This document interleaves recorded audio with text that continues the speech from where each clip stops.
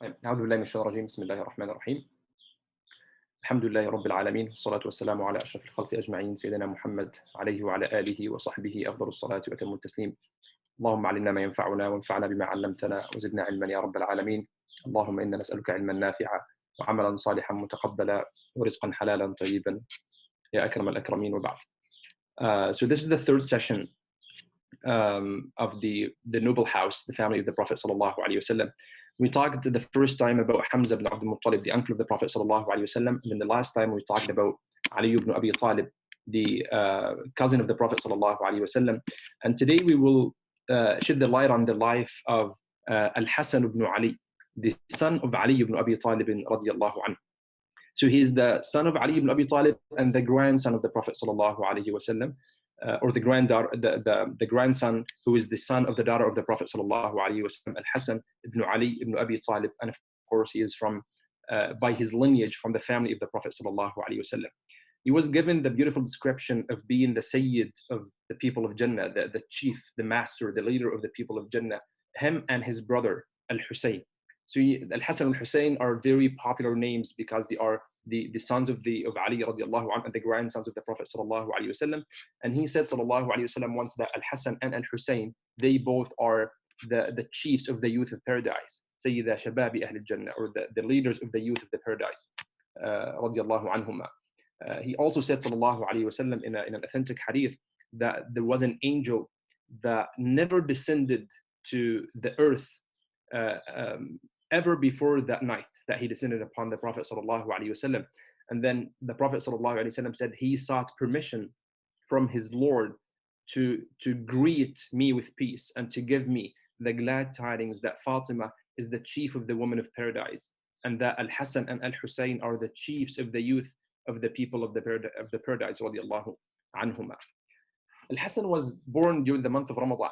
He was born in the middle of the month of Ramadan, at the third year of the Hijrah of the Prophet sallallahu alaihi wasallam.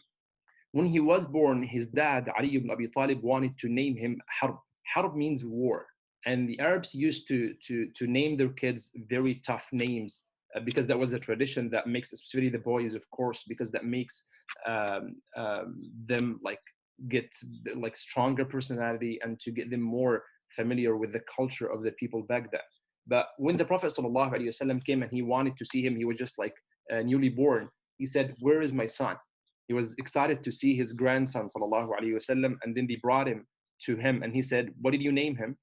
Then they said, "Harb." He said, "We named him Harb, like war." So he said, "No, he is Hasan." And Hasan literally means beautiful, right? Means nice, means something very beautiful in meaning. So he said, "No, you should name him Al-Hasan." And he was named Al-Hasan after that, sallallahu alaihi wasallam and radiallahu anhu. And he offered him the aqiqah, sallallahu alaihi wasallam. He slaughtered a ram for both Al-Hasan and Al-Husayn at their birth. Like for each one, he slaughtered a ram, sallallahu alaihi wasallam. And they're not twins, but Al-Husayn was a little bit younger than Al-Hasan. So Al-Hasan was older, like about almost a year between them. So they were very close in age, radiallahu anhu. There is a famous, multiple actually famous traditions that say that Al-Hasan used to resemble the Prophet sallallahu alaihi wasallam in his physical characteristics. And Anas ibn Malik, the famous companion who was very close to the Prophet sallallahu alaihi wasallam, he said no one resembled the Prophet sallallahu alaihi wasallam more than Al-Hasan ibn Ali did. And some scholars said, but Al-Husayn looked like Al-Hasan as well. So why didn't they say the same thing about Al-Husayn? And they said the reason probably because Al-Hasan looked more like the Prophet sallallahu alaihi wasallam in his face. His face was looking more like the Prophet sallallahu alaihi wasallam. And some of them said the face and the chest, the upper part of the body was more like the Prophet sallallahu alaihi wasallam, while Al-Husayn resembled the Prophet sallallahu alaihi wasallam in the rest of the body's characteristics. And not only Al-Hasan, by the way, or Al-Husayn, who got this privilege or this beautiful characteristic of looking like the Prophet sallallahu alaihi wasallam, there are other companions among the Sahaba. Some of them are from the household of the Prophet sallallahu alaihi wasallam. Some of them are not. They looked like the Prophet sallallahu alaihi wasallam somehow. And there are multiple hadith that rate and relate this concept. Imam al-Bukhari also reported from a Sahabi that he said Abu Bakr radiallahu anhu was praying Asr one day. And when he left the mosque and he was walking back to his house, he saw Al-Hasan playing with some little kids in the street. So he picked him up and he lifted him on his shoulder. And then he started saying, Abu Bakr, joking with Al-Hasan, I was there. His dad was there. And he's hearing what Abu Bakr is doing to his son. So Abu Bakr lifted up Al-Hasan on his shoulder, and then he started saying, let my parents be sacrificed for your sake. It's an Arabic expression, is bi-abi ant, or bi-abi, like, which means like I can sacrifice my beloved ones, not literally, of course, for your sake. This is a beautiful expression the Arabs used to use about how much they love a person. So he said, let my parents be sacrificed for your sake. You resemble the Prophet. And he would say it in a kind of a rhyming way in Arabic, in a very beautiful way, that Ali started laughing, radiallahu an, upon hearing what Abu Bakr is saying to his son.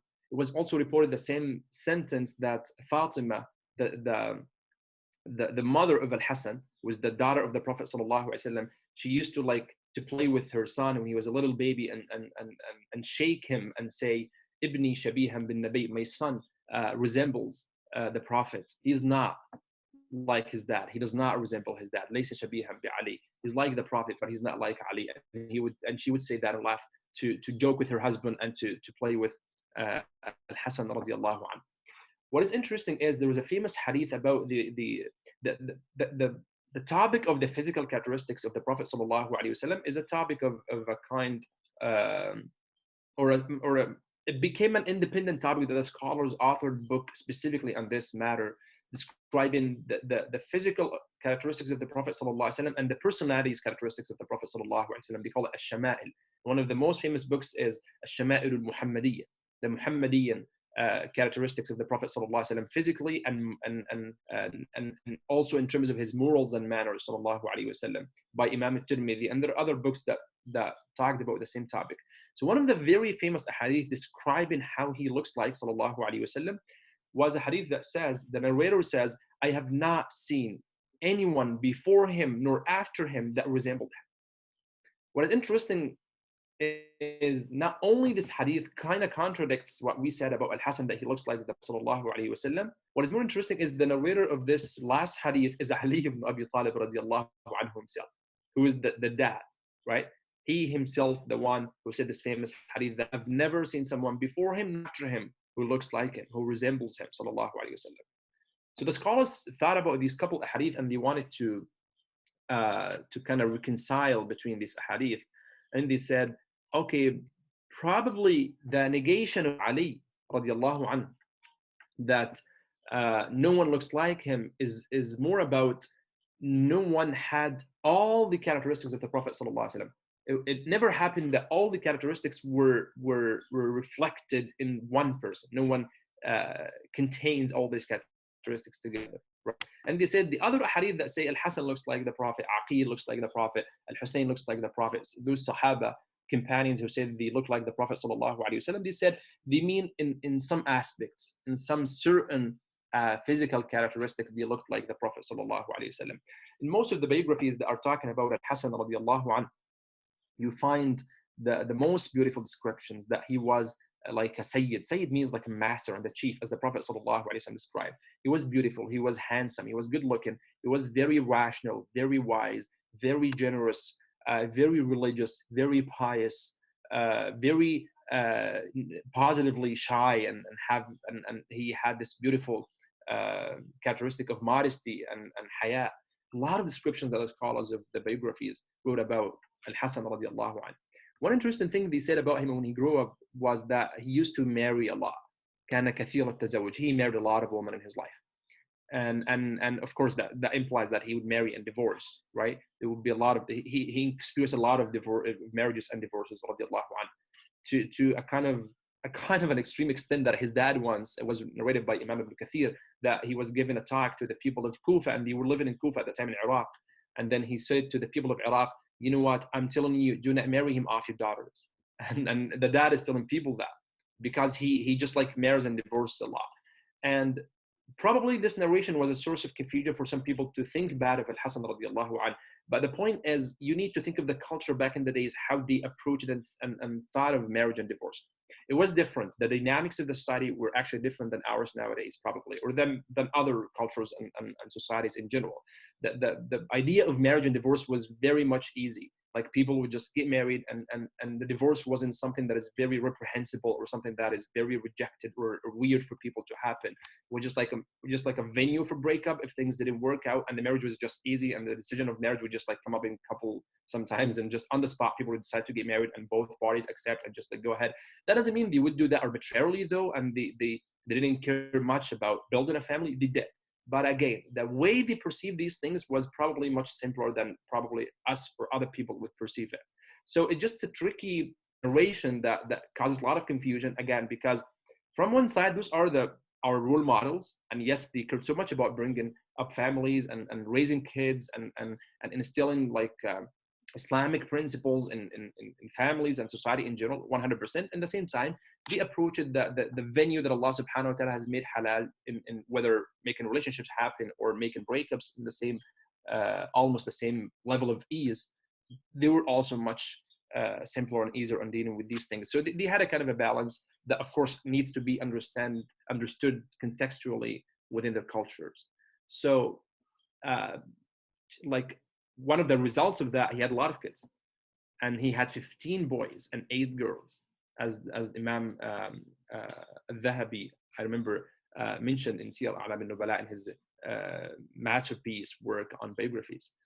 I explained before the concept of the virtues of the companions, and the scholars of hadith would dedicate chapters in their books about the virtues of the companions of the Prophet sallallahu alaihi wasallam. A general chapter that talks about the virtues of the companions in general, and then underneath that title you would find subsections that are talking about specific Sahaba or companions. And he had, Imam al-Bukhari, for example, had a separate section on the verse of Al-Hasan wal-Husayn. He combined them both in one section in his Sahih, in his authentic classification. And one of the hadith he reported about Al-Hasan was reported from Abu Hurairah radiallahu anhu. He said that the Prophet sallallahu alaihi wasallam one day said to Al-Hasan, to his grandson, Allahumma inni uhibbu. He said, oh Allah, I bear witness that I love this boy. So I ask you to love him. He's asking Allah to love Al-Hasan. And I ask you to love the one who loves him. Abu Hurairah, the narrator of the hadith, says, since the Prophet sallallahu alaihi wasallam said this hadith, the most beloved one to me is Al-Hasan. After he said that, and this is a beautiful sign that how much Abu Hurairah like just abide by the words of the Prophet sallallahu alaihi wasallam. He said, no one was more beloved to me than Al-Hasan since the Prophet sallallahu alaihi wasallam said that. Abdullah ibn Umar, the famous companion, he's the son of Umar ibn al-Khattab, was older than Al-Hasan radiallahu anhu. One man came to him once, and that was after the death of Al-Hasan radiallahu anhu. A lot of narrations say he was basically killed. He was poisoned until he died radiallahu anhu. So the man from Iraq came to ask him a question, and he asked him about the hukum of the mosquito's blood, right, in terms of the impurities and the najasa and these things. So Abdullah ibn Umar got upset with the question, and he said, like, look at this person, he's asking me about the mosquito's blood, and those are the people who killed the grandson of the Prophet sallallahu alaihi wasallam. He was implying the messed up understanding of the prohibitions of Islam, right? Like, that this hadith doesn't mean that we shouldn't care about little questions. There is no such a thing that's called a little question or a major question. But the point is, you've done something very major, you've done something very bad, and now you are very, very pious and righteous about just like a mosquito's blood, something that is nothing compared to this big major sin, basically, that those people that of killing the grandson of the Prophet sallallahu alaihi wasallam. And then in this moment he narrated the hadith of the Prophet sallallahu alaihi wasallam, in which he said, Inna al-Hasan wal-Husayn huma rayhanataya min ad-dunya. He said sallallahu alaihi wasallam, the Al-Hasan and Al-Husayn are my 2 sweet smelling flowers in this world. Sallallahu alaihi wasallam. He used this beautiful expression because when you have a little boy, when you have like a little baby, the people in general and the Arabs specifically used to love carrying the kids, smelling them and kissing them. So he used the word flowers to imply that I love carrying them and kissing them and hugs them and them, sallallahu alaihi wasallam. One other beautiful hadith was narrated from a companion. His name is Buraidah. He said the Prophet sallallahu alaihi wasallam one day was given khutbah, was given a sermon. Then in the middle of the khutbah, Al-Hasan wal-Husayn came or were coming wearing red shirts, and they are walking and stumbling. So the Prophet ﷺ saw them coming, and they are like walking and stumbling back and forth. So he got off, he got down from the minbar, from the pulpit on which he was given the khutbah, and he went to Hussein. He carried them, sallallahu alaihi wasallam, and he put them in his hands. And then he said, Sadaqallah, Allah has spoken the truth. إنما أموالكم وأولادكم فتنة. Your wealth and your children are only a trial. He quoted this ayah that talks about the fitna. And the fitna here means a test. Allah subhanahu wa ta'ala gives these blessings to test us, and one of the biggest blessings for people are wealth and kids. So he said, إنما أموالكم وأولادكم فتنة. And then he goes on saying, I saw these two kids walking and stumbling in their shirts, and I couldn't be patient until I went down and I picked them up. He said, Lam asbar, I couldn't really wait until I finished my khutbah. I just like came and picked them up. And he picked them up, sallallahu alaihi wasallam, to imply that their position is high, right? Even if they're little babies, but he wanted to tell people that those are special people to me, and they should be special people to you as well. As he made that dua, that may Allah love the ones who love Al-Hasan radiallahu anhu. Another day, the Prophet ﷺ, as said Aisha radiallahu anha reported, she said he went out one morning wearing a stripped cloak, having some sort of drawings of camels here, or some other people said it's just like some drawings of the pots they used to cook in. And then he saw Al-Hasan coming, Ibn Ali radiallahu anhu. So he wrapped him he wrapped him under the cloak with him. He got him in the cloak he was wearing, sallallahu alaihi wasallam. Then Al-Hussein came and he wrapped him under it too. And then Fatima came, his own daughter, he wrapped her with him, sallallahu alaihi wasallam, under the cloak. And then Ali came, the dad, and the Fatima's husband, and he wrapped him too. He had them all in his cloak, sallallahu alaihi wasallam. And then when he said that, he read the ayah of the Quran, إنما يريد الله ليذهب عنكم الرجس أهل البيت ويطهركم تطهيرا. Allah only desires to take away any uncleanliness, any impurity from you, O people of the household, and purify you with like thorough purifying. ويطهركم تطهيرا. So that was a direct tafsir from him. The Ahlul Bayt here means those people, right? He explained the meaning of Ahlul Bayt, of the household, in this hadith, sallallahu alaihi wasallam. And the scholars also discussed the point of what does it mean that Allah desires to take away any uncleanness from you? Like, what does it mean that, what is this kind of unclean things or impurities? And some of them said the ayah means Allah wants to purify you from the sins, wants to protect you from committing sins, wants to protect you from committing like ithm. And some of them said anything that is reprehensible and anything that is disliked in Islam is included in the word rijs that Allah subhanahu wa ta'ala mentioned in this ayah.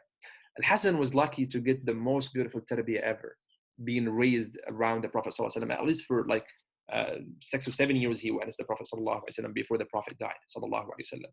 One beautiful incident happened between him and the Prophet sallallahu alaihi wasallam, that is reported by Imam Bukhari and Muslim and Abi Hurairah. He said that Al-Hasan was a very little kid, and he saw some dates who are like from the dates to the sadaqah. The Prophet sallallahu alaihi wasallam, sometimes people would collect donations and keep it with him, and then he would distribute it, sallallahu alaihi wasallam. So one day he had a lot of dates as donations and zakah. So the little boy Al-Hasan, he went to those dates and he picked up one and he just put it in his mouth. He wanted to eat it. So the Prophet sallallahu alaihi wasallam caught him and he took it out from his mouth. And he used this beautiful word. He said, "Kach, kach," like he said, like, no, stop, right? Like, you know, every language and every culture has its own word of just telling the baby or the kid, do not do this, or this is wrong. So that was the word that they used. And some scholars said it's not an Arabic word, actually. It was basically transformed into Arabic from Persian language. He said, like, no, do not do this. Like, leave it. And he took it from him gently. He said, like, leave it. Irmi biha. And then he said to him, even if he's a little boy that might not understand this, he said, don't you know that we do not eat from zakah? And he said it in a gentle way, sallallahu alaihi wasallam. And he implies a very important, famous fiqh hukm in Islamic tradition, that the household of the Prophet ﷺ are not zakah eligible. They cannot receive zakah, even if they're poor, even if they're needy. They cannot receive zakah, because he said this is the hukm for the Ahl al-Bayt, for the household of the Prophet ﷺ. And there's discussion among the scholars on the issue of number one, who basically qualifies to be from Ahl al-Bayt, from all this big family, and number two, does this hadith mean all Ahl al-Bayt all the time, like all the way until the day of judgment, or it means in certain times? So there are discussions in the fiqh books, but in general, the bottom line is a person from Ahl al-Bayt is not eligible. So he told them, sallallahu alaihi wasallam, don't you know that we shouldn't eat, we do not eat from zakah? And Imam al-Nawawi, in his commentary on this hadith, he said that hadith teaches us that even little boys, little kids, we can talk to them about things that we address the adults with, right? So things that you think you can reason to the old kids or your old children, but even the young ones, even if they're not gonna fully conceptualize what you're saying, you should still give them any like part of this concept, any part of this meaning, because they are going to grow up in age, and on the way they are growing up, they are going to develop more and more about this concept as well, right? So if you tell your little kid that this is wrong, we do not do this, you're a Muslim, you shouldn't be doing this, all these things, sometimes the kid wouldn't really reason enough to understand what does that mean, right, fully. But he gets it that, or she gets it that, yeah, this is something wrong, this is something that we shouldn't be doing. And then upon him or her growing up in age, right, and in mind as well, they're developing their intellectual understanding of things, you would understand more and more why did you tell them this is wrong. So Imam al-Nawawi said this is a fa'idah, this is something that we learn from this hadith, that it's okay to talk to reason with kids, even if with things that they're not going to fully conceptualize. He grew up, radiallahu anhu, and he learned a lot. And he narrated hadith from his grandfather, sallallahu alayhi wasallam. And he narrated from his father, Ali, and he narrated from his mother, Fatima, radiallahu anha. A lot of people narrated from him. Some of them are actually from his own family. He had a son that he named Al-Hasan as well, Ibn Al-Hasan, Ibn Ali, and he narrated. We have isnads, chains of narrators that have Al-Hasan from Sahaba, or from the Prophet sallallahu alaihi wasallam directly. One of the most famous hadith he narrated, radiallahu anhu, from the Prophet sallallahu alaihi wasallam, is the hadith that has the dua of qunut. This dua that very famous among Muslims, that they supplicate Allah subhanahu wa ta'ala during witr. Imam Abu Dawood reported from Al-Hasan ibn Ali radiallahu anhu. He said the Prophet sallallahu alaihi wasallam taught me some words to say them in the witr. And he said that dua that probably we all know. Allahumma hdini fi man hadayt, wa'afini fi man afayt. Oh Allah, guide me among those whom you have guided, and pardon me among those you have pardoned. وَتَوَلَّنِي فِي مَنْ تَوَلَّيْتَ, and turn me in friendship among those on whom you have turned in friendship, and bless me in what you have bestowed, and save me from the evil of what you have decreed. أقني واصرف عني شر ما قضيت, for you decree and none can influence you. أنك تقضي ولا يقضى عليك, and he is not humiliated whom you befriended. إنه لا يعز ذل من واليت ولا يعز من عاديت, and blessed are you, O Lord, تباركت ربنا وتعاليت, blessed are you, O Lord, and exalted. So this famous beautiful dua that probably you hear a lot, especially in Ramadan and Taraweeh, and at the end of Taraweeh and Witr, the dua, it was reported to us by Al-Hasan radiallahu anhu. Probably you would get the thawab for all of us saying this dua almost on a daily basis, radiallahu anhu. A lot of hadith talk about his ibadah and his piety. Some of the stories said that he made Hajj 15 times. He went to pilgrimage 15 times, and the effort he put wasn't just in the fact that he went to Hajj 15 times. It was actually that he went all of those times, 15 times on foot, walking to the Hajj. He was walking to perform the ibadah, even though he afforded mounts, he afforded rides to take him to Hajj, but he did not make it like this. He wanted to experience some sort of more struggle to perform the ibadah for Allah subhanahu wa ta'ala. He was very, very, very generous, radiallahu anhu. One also famous story says one day he wasn't around the Kaaba making tawaf, and he heard a person making dua to Allah subhanahu wa ta'ala saying, oh Allah, give me 10,000 dirhams. And then this man left. And Al-Hasan, he left as well, and he asked some of his helpers or assistants that I need you to go and send 10,000 dirham to this person. He doesn't know this person, right? just like heard him saying that, and that out of his generosity and out of him probably wanting this person to feel that much connected with Allah, that his dua was just like answered a few minutes later, he did that, which was a very big sign of his generosity. Radiallahu anhu. He was very eloquent. He was a very like strong, big public speaker. Ali, his dad, radiallahu anhu, of course, he like was the master of rhetoric. He wanted to hear him give an talk, and he asked him like, "My son, why don't you give a talk? Listen to you." And Al-Hasan said, "I'm just shy to give a talk in front of you. I cannot speak in front of you." And he knows like his dad was the Khalifa and the Amir al-Mu'mineen, the leader of believers, and he was Ali ibn Abi Talib. So he kept like trying to encourage him, and he prepared a kind of a setup, and he somewhere so Al-Hasan cannot see him while he's talking. So he didn't want to intimidate his son. And he gave a khutbah that was very beautiful, very eloquent.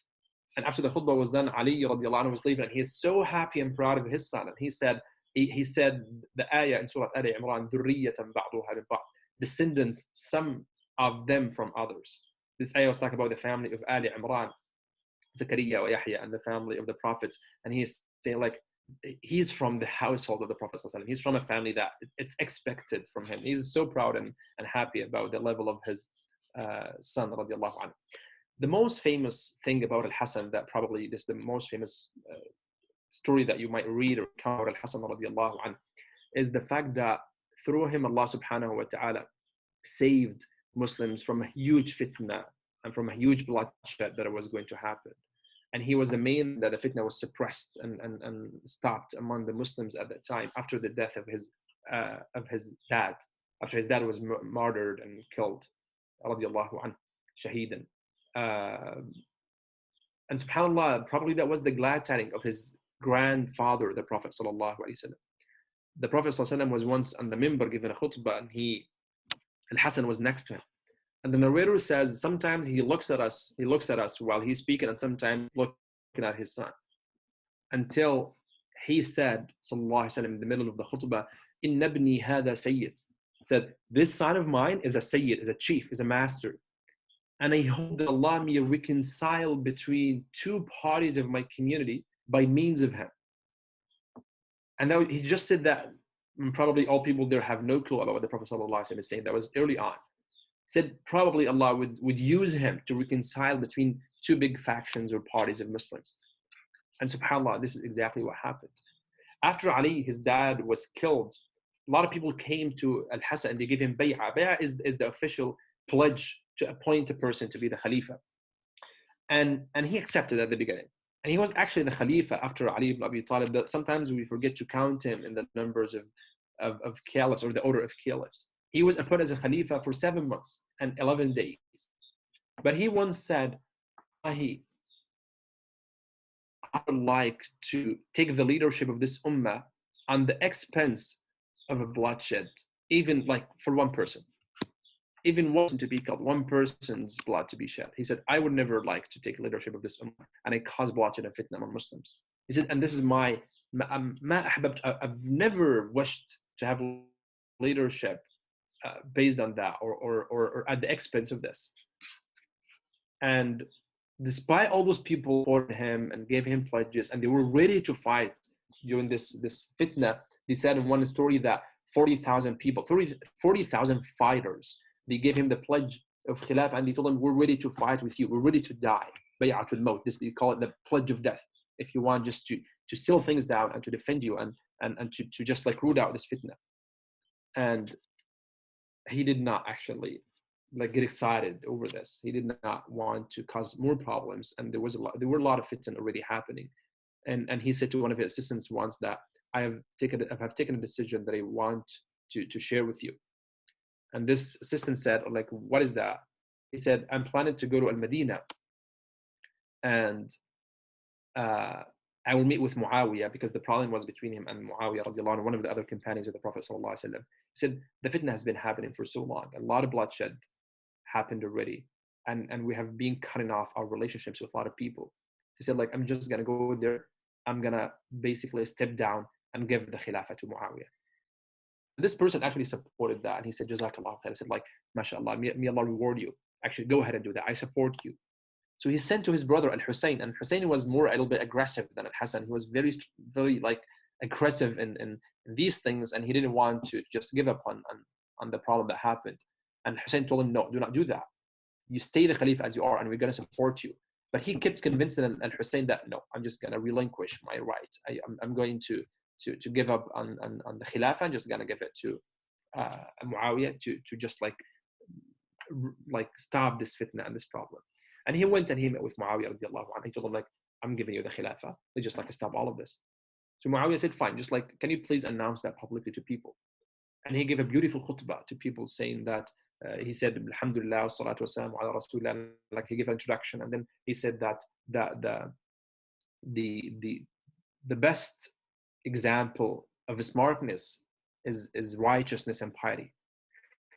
And the worst example of stupidity is fujur, is the disobedience of Allah subhanahu wa ta'ala by violating the rights of Allah and the rights of people. And he said, and then this matter of khilafah, I'm in disagreement on with Muawiyah. And it's one of two options, whether he deserves it better, so I should just like leave it to him. Or if it's actually my right, I'm okay to give up on my right and to give it to him. I'm okay with that. He said, like, either or, who is more worthy of the khilafah, I don't care. I'm just going to give it to Muawiyah. And he gave it to him. And that was in the year 40 or 41. There's khilaf after the hijrah of the Prophet ﷺ. And people called it Amul Jama'ah, the year of unity, because everyone was united. And he told all his supporters, stop fighting, stop causing problems. We're done. Muawiyah is the khalifa, and that's it. And he was okay with that. And Allah subhanahu wa ta'ala saved the Muslims from a lot of more fitan to happen by Al-Hasan radiallahu anhu. And actually one man told him that people are saying about you that you were just like seeking leadership and khilafah. And he said, wallahi, I had a lot of fighters at my service. Like they were just like, whatever I wanted to ask them to do, they would have done it for me. He said, but I did not do this. Those people, my supporters, were ready to fight until we get it done, until we get the khilafah and we do whatever we want. But he said, I did not do this. I said, like, I left it for them, for the sake of Allah, and for the sake of saving the blood of the ummah of the Prophet sallallahu alaihi wasallam. That was his personality, radiallahu anhu. And also there are a lot of beautiful sayings reported from him about the hikam, like words of wisdom that narrated from Al-Hasan ibn Ali about being content with the qadar of Allah subhanahu wa ta'ala.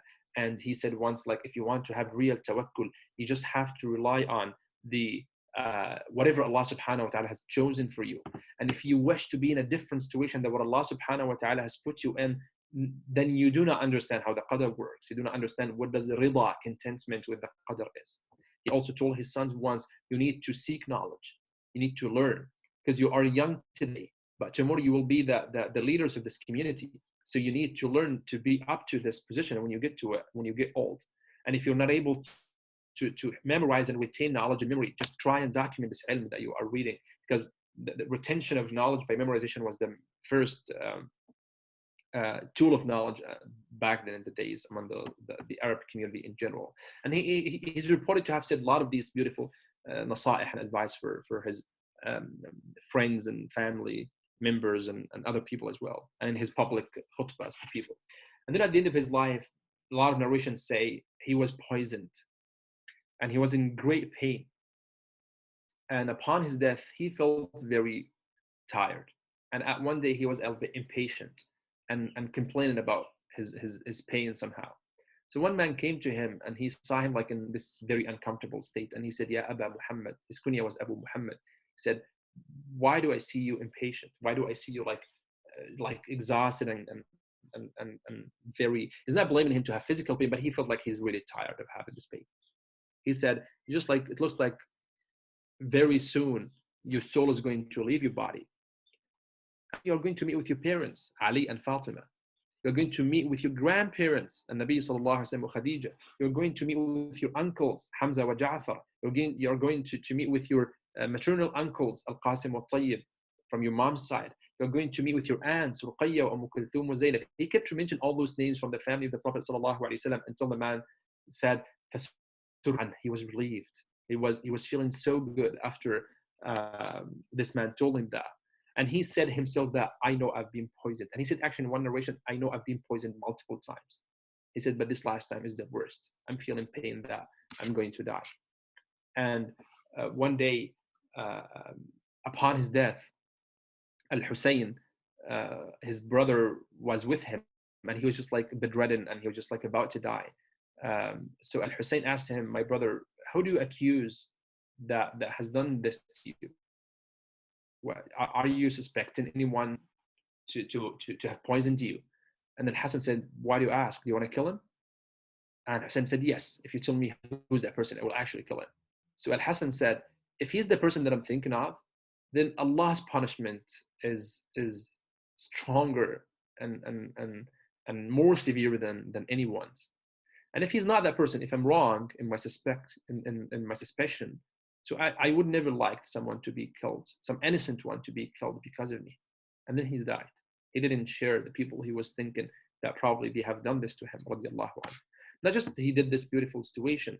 Actually, before he died, he also told Al-Hussein, his brother, he said, by the way, I want to tell you something. I've talked to Aisha, the wife of the Prophet ﷺ. She was still alive. And I asked her that I want to be buried next to the Prophet ﷺ in his grave. And she accepted. So when I die, go to her one more time and ask her one more time, because probably she was just shy from me. Look at the adab he has. Even he had the permission already. He said, like, just ask one more time. Probably she was shy to tell me no. Ask her. If she accepts, then please bury me there next to the Prophet, next to my grandfather, sallallahu alaihi wasallam. Then he said, but I suspect that some of the Bani Umayyah, the family who they had problems with about the Khilaf and this stuff, he said, I suspect they might not actually accept that I would be buried there. So if they prevented you from doing this, so please do not fight. He knows his brother. He said, please do not make problems. If they say no, just bury me in al-Baqiyah, in the graveyard of them. The majority of the companions are buried. And when he died, Al-Hussein his brother went to Aisha radiallahu anha. He said, like, if you remember, Al-Hassan has sought your permission to be buried next to the Prophet sallallahu alaihi wasallam. And she said, of course, you're more than welcome. And yeah, you can just come here and bury him. They were asking permission not only because she's the wife of the Prophet, because it's her house, right? Because she was living in this room next to the mosque that became the grave of the Prophet sallallahu alaihi wasallam, and then Abu Bakr and Umar. And so when they were about to do that, it looks like what he expected, that Marwan ibn al-Hakam and some other people from Bani Umayyah, they said, no, never we would let you be buried there. So Al-Hussein got really angry. And even though his brother told him that, he got very angry. He brought his weapon and he was going to fight. And he took some people with him. And Marwan knew about this, and he brought some people and they brought weapons and they were going to fight. The one that, alhamdulillah, was there to just like suppress his fitna was Abu Hurairah radiallahu anhu. He went to Al-Hussein and he said, he begged him. He said, please, your brother has told you that if there is any problem, do not indulge yourself in these things. Just take me to the Baqi and bury me there. And he convinced him. And then Hussein took his brother and he buried him next to his mom, to Fatima radiallahu anha. And it's beautiful that the Prophet ﷺ said about Al-Hasan and Al-Hussein to be the chiefs of the youth of the Jannah, and about their mother to be the chief of the ladies of the Jannah, Sayyidatu Nisa'i Ahl Jannah radiallahu anha. So he died in Rabi' al-Awwal, and that was in the year of 49 after the hijrah of the Prophet sallallahu alaihi wasallam. And he again was buried next to his mom, Fatima radiallahu anha. And Abu Hurairah radiallahu anhu, and on the day of funeral, he was standing in the masjid of the Prophet sallallahu alaihi wasallam, and he started calling out on people loudly, saying, "Oh people, today the love of the Prophet sallallahu alaihi wasallam has died. So cry him, like, means like show sadness that you lost someone who's very dear to us and who's very dear to our Prophet sallallahu alaihi wasallam, that we are missing him already." Missing the Prophet sallallahu alaihi wasallam. They said a lot of people attended the funeral, that the entire graveyard of Baqi' was so full of people that it was not, people didn't have like a place to stand and to attend the funeral of Al-Hasan radiallahu anhu, for how busy the place was. We ask Allah subhanahu wa ta'ala to bless radiallahu anhu. We ask Allah subhanahu wa ta'ala to bless all the companions of the Prophet sallallahu alaihi wasallam. We ask Allah subhanahu wa ta'ala to grant us the love of Al-Hasan and the love of his companions of the Prophet sallallahu alaihi wasallam. And we ask Allah subhanahu wa ta'ala to fill our hearts with iman and piety and righteousness, inshallah. Jazakumullahu khairan. And we'll see you next Thursday, another with another Sahabi, inshallah. بارك الله فيكم. السلام عليكم ورحمة الله وبركاته.